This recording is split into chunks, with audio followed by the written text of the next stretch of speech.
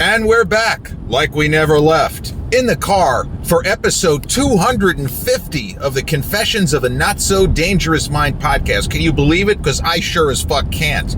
250. There's actually more like 257 or so. There are a bunch of like shorter episodes or somewhat longish episodes that I didn't actually count, but 250 is the official number as far as I'm concerned. But once again, we're going to skip all that promotional jazz and get right to the guts of the episode. Today is the 36th anniversary of the release of what I believe to be the best buddy movie ever made. Now, there is no dictionary definition of a buddy movie. It's sometimes called a 1-2. It's often an action comedy. When we think of a buddy film, we think of a Beverly Hills Cop, a 48 Hours, both with Eddie Murphy, a Lethal Weapon, a Rush Hour.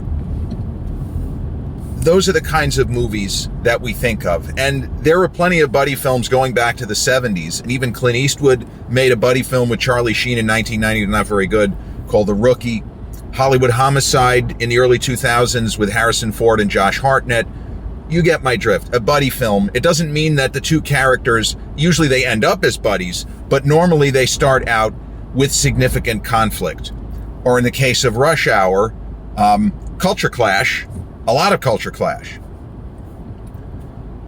But on this day, 1988, Martin Brest, who also directed Scent of a Woman, among many very, very successful films, I think he did the original Beverly Hills Cop, actually, Marty Brest. And he did Scent of a Woman, which terrific with Al Pacino. It won Al his only lead actor Oscar after having kind of gotten hosed a number of times. But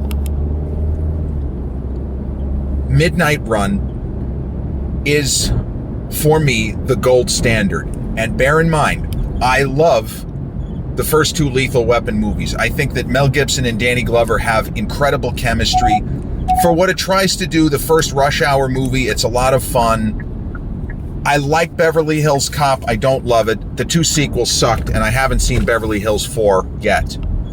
Midnight Run, despite its success, despite the fact that it got really incredible reviews from critics, up to that point in his career, Bobby D, Mr. DeNiro, multiple Oscar winner already by that time, he really hadn't done much in the way of comedy. I mean, you can find comedic bits in various films that he was, involved in, but he was not known as somebody who could be funny.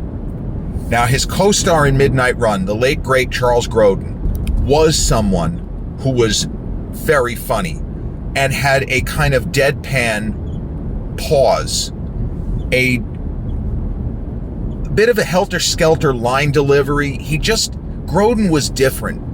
It's hard to describe the appeal of Charles Grodin and why so many people were such huge fans of him, such as myself, my dad. But Grodin, there always seemed to be a little bit of him giving bits of himself to the audience in pretty much every role. And it's almost like he was doing that, he did that pause for the audience's benefit. It was almost like he was a little bit of fan service before that was a thing. But Midnight Run is a story of two people who probably, they joke around during the film, and they don't even necessarily agree on this, but these are two guys who are kindred spirits, and under different circumstances, they probably would be friends. But the circumstances of this particular narrative puts them at odds for entirely different reasons. And so De Niro, who was coming off what I think is one of his most slept-on performances, Angel Heart, as Louis Cyphre opposite Mickey Rourke, he is fucking incredible in Angel Heart, and I won't say any more. It is the sort of performance that gets better upon multiple viewings, because there are certain shadings of character that he brings to the table in the film that until you understand what this guy is all about and what his kind of deal is, there are things that De Niro does. There are actorly moments that will go right past you. Second time you see it, you'll understand. There's a glint in his eye here. There shouldn't be. I wonder what. Whatever. It is a great performance. He also did a film just before shooting Midnight Run with Ed Harris and Kathy Baker, who was, kind of a name in the late 80s and early 90s. She did Clean and Sober with Michael Keaton. Terrific actress. She did this film called, De Niro did a film called Jackknife, it's a Vietnam film, but it's not a Vietnam War film. It's a sort of 2 decades after the Vietnam War. It's a very, very depressing and somber film, but it's another terrific performance from De Niro. But then he got rid of the hair and beard that he wore in Jackknife and The Mission, which was a terrific film, Roland Joffe, 1986, and Angel Heart. Now, the character he plays in Angel Heart, he kind of looks a little bit like how Martin Scorsese had long hair and a dark beard for quite some time. And Bobby D in Angel Heart, although you could say, well, he's just playing a character. Yeah, he's playing a character, a specific character, but I feel like he knew that he was almost paying homage to Scorsese. But as I like to say, that's neither here nor there. Midnight Run, his hair is short. He is in phenomenal physical shape, as Charles Grodin discussed in his autobiography, what an incredible athlete De Niro was. And he's clean shaven. And he's the kind of character that you wouldn't necessarily expect to be clean shaven. He's a stressy, type A worrywart, a man who is a bit depressive. Life has not gone the way that it should have. He is somebody, and his name is Jack Walsh. He worked for the Chicago Police Department. Now he is a bounty hunter, a skip tracer. Clint Eastwood, Pink Cadillac, they call him a skip tracer. In this movie, he's basically just a bounty hunter, where he works with a bail bondsman to bring back guys who have jumped bail or who are at risk, they think, to jump bail. And the bail bondsman is played spectacularly by none other than Joey Pants himself, Joe Pantoliano, a decade before The Matrix, where he played Cypher. Just an awesome actor. And he himself was coming off a big movie with Spielberg, Empire of the Sun, with a very young 12-year-old Christian Bale and a great John Malkovich. But Midnight Run has Charles Grodin as a brilliant accountant who thought he was working with a legitimate firm and was doing above board real accounting. But it turned out he was working for the mob, and he didn't know that he was working for a mob-connected firm. It's a little bit like the movie, the Tom Cruise and the John Grisham book, The Firm, where Tom Cruise takes part and joins after graduating Harvard at the top of his class. He joins this firm. It's like he's making good money. He's working hard, but he's making great money, and he's going to be able to reach a point pretty soon where he's not going to have to work hard and continue to make big bucks. But it turns out it's a fucking front for the mob. In Midnight Run, you never know, maybe John Grisham took some inspiration from Midnight Run, but Charles Grodin's character of Jonathan Mardukas, or the Duke if you prefer, when he realizes that he has been taken advantage of, he has been lied to, that he's essentially the mob accountant, well, he takes action, and he figures out a way to abscond with 12 million, 13 million, some crazy amount of money. It would be a lot of money in 2024. So think about circa 1987, 88. You're talking 10 to 15 million. He absconds with those funds, knows he's going to go to prison, but he donates them to nothing but worthwhile charities. So essentially, he's a Robin Hood, and he is viewed as a hero by, among others, De Niro's Jack Walsh. When he had read about the case, he thought Jonathan Mardukas, man, what a great guy. He saw that what was going on was disgusting. It was not okay. And he took action. God bless. Now, he doesn't say that, but we learn that later in the film, that he was a big supporter of the Duke until the Duke is arrested and he jumps bail. The reason why he jumps bail is because the mob is going to kill him. If he's arrested, they're like, well, he'll go into the witness protection program. He's not going to make it into any witness protection program. As soon as he's he's dead, and he knows he's dead. So he jumps bail, and it comes down to Jack Walsh, who was a great cop with the Chicago Police Department, and got screwed out of his job by being too damned honest, refusing to take even the smallest of payoffs. He's not a team player, right? He's not corrupt. He's not a team player, like that kind of thing. And he is tasked by Joey Pants, who plays Eddie in the movie. He and De Niro have scenes over the phone where they're screaming at each other that are pure cinematic gold.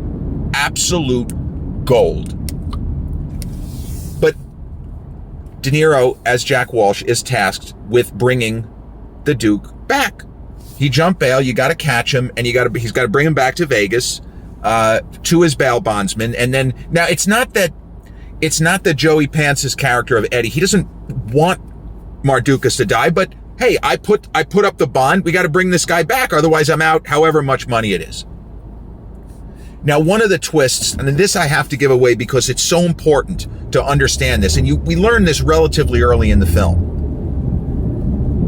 The guy at the front of the mob firm, he's not the front, he's the head of this mob organization. It would almost be like Gambino going back in the day in New York City, the John Gotti, like the Gambino crime family. It's that kind of thing.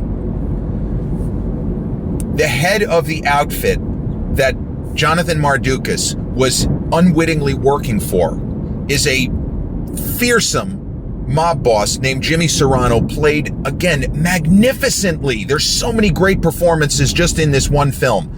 But the late Dennis Farina, leap year baby, plays Jimmy Serrano, and he is absolutely terrifying. How he didn't get a Best Supporting Actor nomination, I have no idea, but he is terrifying in that role. He played a similar kind of part in Get Shorty 7 years later with John Travolta and Gene Hackman, Danny DeVito, Rene Russo, Delroy Lindo. That character is also pretty fucking scary, but there's more of a comedic aspect to him. Jimmy Serrano is straightforward. He is a brute, and he is not above busting your head up, killing you, busting your head up, then killing you, busting your head. Like, he's that kind of guy. And so that's who Jonathan Mardukas crossed when he realized that what he believed was a legitimate accounting firm he was working with and was making great money. It was all a fucking front. It was a sham. It was a mob firm.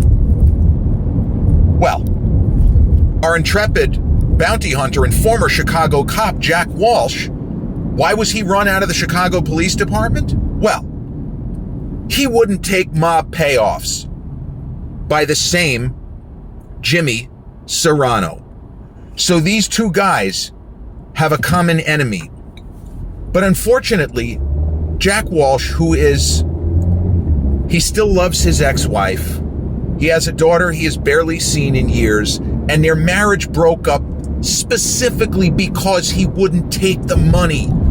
And his ex-wife ended up going with another cop from the same Chicago Police Department who did take the bribes. So there is all kinds of horrible shit going on in this film. It's incredible. It is as funny as it is, because if you break down the individual components, the character of Jack Walsh is as screwed over as almost any character in any movie with the slightest bit of a comedic bent. And this film has more than slight. There are enormous, huge belly laughs in this film, even as the narrative has very serious, deadly intent throughout, from start to finish. Jack Walsh needs money. And Eddie Moscone, that's the Joey Pants character, Joe Pantoliano, he's so desperate to get the Duke back. He says, Jack, I give you a contract, and I will give you $100,000. That is how badly, now he's screaming and cursing, but that is how badly he wants this guy back. He might be out of business if the Duke successfully jumps bail and does not get back in time for a parole board here, whatever it's going to be, whether he's going to be arraigned, whatever the process is, he has to be back by a certain time, or Eddie might be out. He might be out of work. Like, literally, that'll be the end of his company. He hires another bounty hunter, played by the phenomenal John Ashton, who was in Beverly Hills Cop. He was just in the most recent one, but he was in the original Beverly Hills Cop with Eddie Murphy, a terrific supporting actor.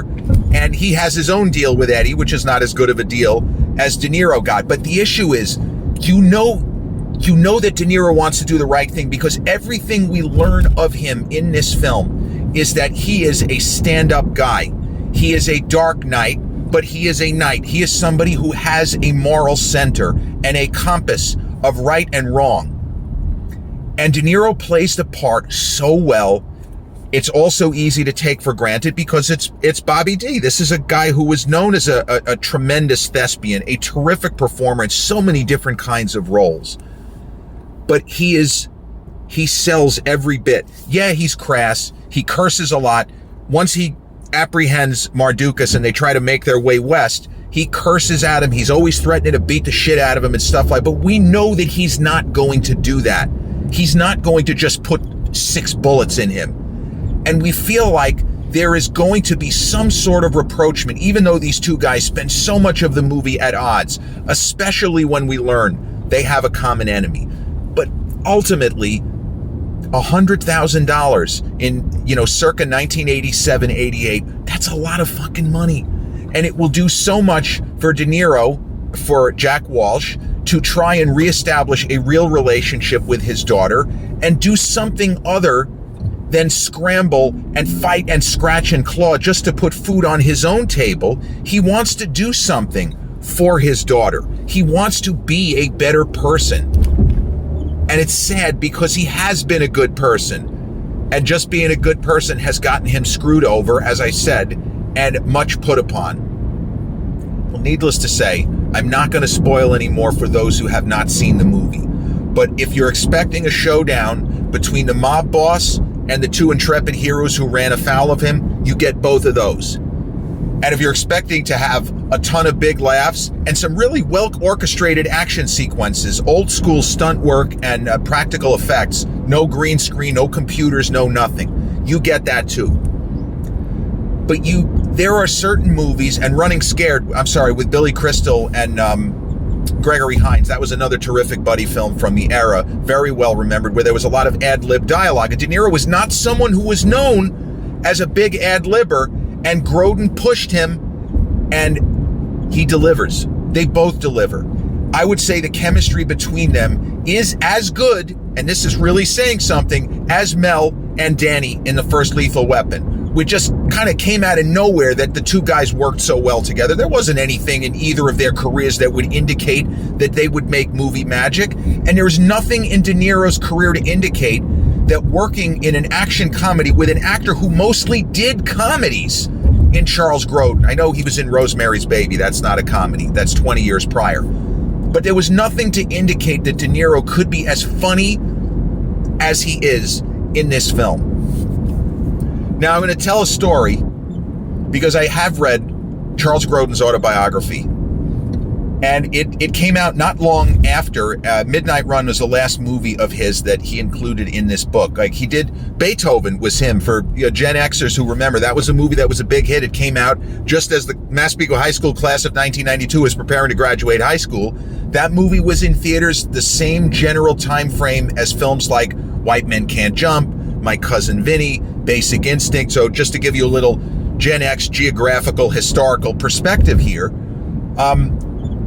But Grodin wrote his autobiography. I think it came out in 91. So Beethoven and some of the other movies that he did in the 90s, Taking Care of Business with Jim Belushi. His autobiography is one of the great titles. It's called It Would Be So Nice If You Weren't Here. That's the title, literally, of Charles Grodin's autobiography. Now, how he got that title, he was shooting a film in the late 70s somewhere in the English countryside, and whoever owned the house, he said they were connected like way up in the royal family. Like it could have been the Duke and the Duchess of Kent. He wasn't sure, but that's how high up this was. He said he'd never seen a house like this, even in a movie. It was the most idiotic, absurd, stupendous, splendiferous thing he'd ever seen. And so he asked, are we allowed to walk around? And yes, he was told, no, Mr. Grodin, you have free reign of the house. Nobody from this family is home. They're on holiday, whatever he was told. So he's just looking around. They're taking a break. They're doing a setup in the study. There's a big scene in like a study or whatever. And Grodin starts wandering the house. And he walks into what looks like a library, and there's brandy on the table. It's exactly whatever stereotype you would imagine. This is it. And Grodin is in this unbelievable library. He said there were books in here that had to be hundreds of years old. I couldn't believe what I was looking at. And as I am genuflecting, and I can't believe that I'm here in this place, and I start thinking about my entire movie career and how I got here, an old lady, a woman who was probably about 80, walks into the room. And she has a look on her face as if I'm not an actor that she knows is supposed to be here, that was given permission to explore this house.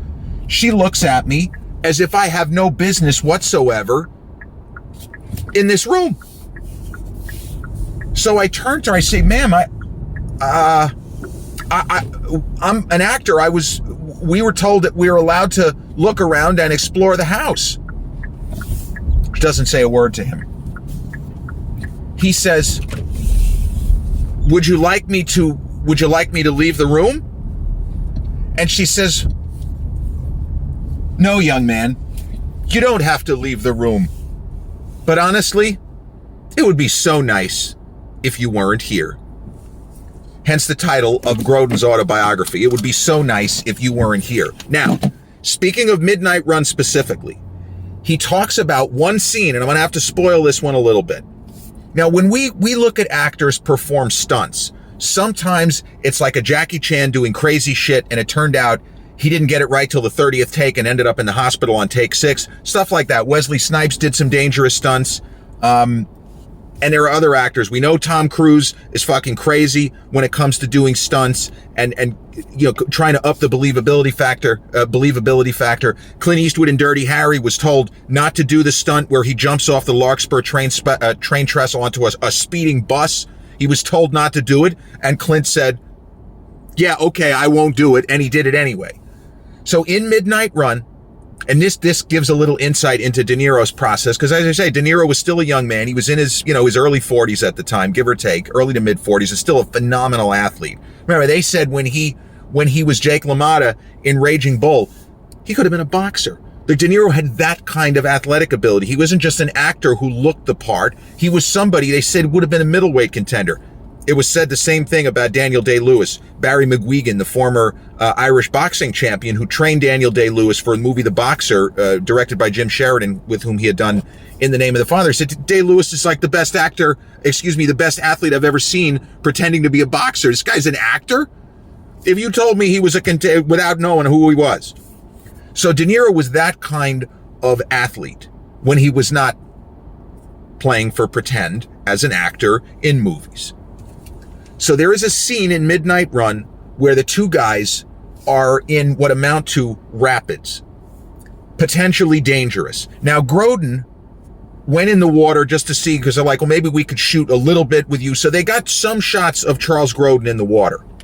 But then they were nervous because there's a part where the rapids start moving faster and there may have been a bit of a danger. So they got what they needed, where they could do cutaways and they could use a stand-in and shoot from behind. The usual tricks. Again, no CGI, no green screen. It's 1988. But De Niro didn't want a stuntman, and the way that Grodin tells the story in his autobiography, De Niro, in his quiet way, seemed a little bit miffed that they didn't think that he could do it. And they said, well, what about Chuck? Said, well, let me see if I can do it first. Let's just do a test run. Okay. So De Niro goes into the water, and the rapids, they're moving, and he almost drowns. And they had a full crew of people to keep him safe, and he nearly drowned. That is how difficult and how much of a swirl, like a tornado-y effect, that these particular rapids they were shooting on. But they knew that would work for the film. They just didn't know, what can we get from our primary cast here? What can we get from our guys? So De Niro literally gets hauled out of the water. Now, he wasn't going to drown, just to be clear. But if he hadn't been such a great athlete, he may have drowned. Like, he shouldn't have even gone into the water, but they weren't going to tell him no, because they had all these guys there. So he's soaking wet. And Grodin tells a story in kind of a funny way, but it's the understatement of the century. When De Niro comes out of the water and they give him a towel and he's coughing and he's pissed off that he wasn't able to do it. Without being prompted, De Niro looks at Charles Grodin and goes, I don't recommend that Chuck do this shot. I don't recommend that he do this shot. Meantime, he couldn't do it. Neither one of them could do it. They ended up using the stuntmen, which they probably should have just done to start with. But it gives a little window into the filmmaking process and how, yeah, if it was possible to do it with the primary actors, they would have done it. But sometimes it's not safe. And nothing is worth actors ending up in the hospital. Jackie Chan would disagree. And Tom Cruise has taken chances. The stunt he did in Mission Impossible 3 could have killed him. The motorcycle stunt, he's broken his ankle. For some people, it is worth it. And in the case of this movie, we don't really need our primary actors drowning just to achieve a shot that it's still going to look good. And if you watch the movie, if you haven't seen it, the rapid scene, even though there is there's some work where you can tell it's a stunt man, it's thrilling because you get enough cutaway and close-up shots of De Niro and Grodin. It works. It's sold beautifully.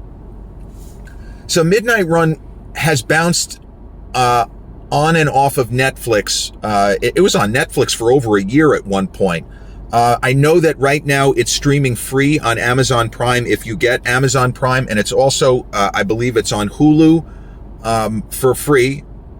If you have not seen it, this is a fantastic film. It is one of the most entertaining movies I believe ever made, and the best buddy film of all time, on the strength of the two main actors, De Niro and Grodin, playing very interesting, different but same type of characters, single-minded of focus, and if they see a wrong, they want to right it. And without spoiling the end of the movie, De Niro reaches a point where he can no longer be a part of one of the components of the story that he has gone forth as if, you know what, I can deal with this. Because there are certain things we do in life. This is all of us. This is not this character in a movie. There are things that we do that if we listen to our better angels, and if we didn't need $100,000, we wouldn't do them.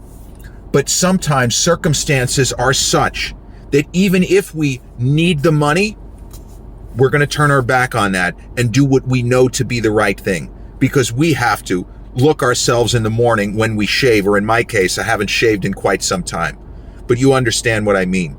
We have to live with the results, the consequences of our choices. And if we know in our heart we did right by somebody who deserved to have right done by them, it's good enough. And sometimes karma will find you. That's the other thing this movie says.